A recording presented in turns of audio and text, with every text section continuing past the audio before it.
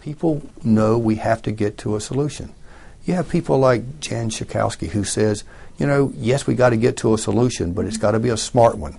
We got to think about who it's going to affect, and we also got to think about, are we going to continue to make the right kind of investments in things like education and research and infrastructure so America can compete?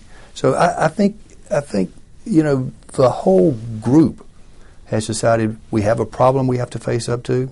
We don't want to destroy this very fragile recovery we're in now, but we've got to start soon, and when we do start, we got to be serious.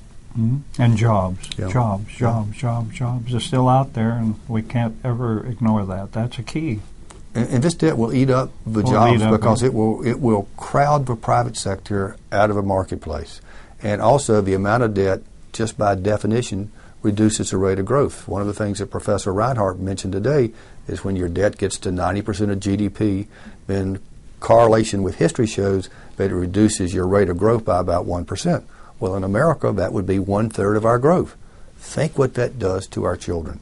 That's why we have to bring this debt down. And don't forget, and I don't want to get technical, but we're told by all the people that know that we could have double-digit growth for 30 years and never dig ourselves out of this hole. And that's pretty heavy. You've described your mission as a suicide mission. You've involved him in that, and you're telling everybody in the room they also are on one. Do you think there are enough people in Congress today who are willing to go on that mission with you? There are 12 people sitting in that room who are in Congress, Democrat and Republican alike. That's the key. And they will be the nucleus. They will be the nurturing point when we get to the point of giving our report. And people will do the usual shrieking from both sides, the stuck people from the far right and the far left with their extreme views and their passion.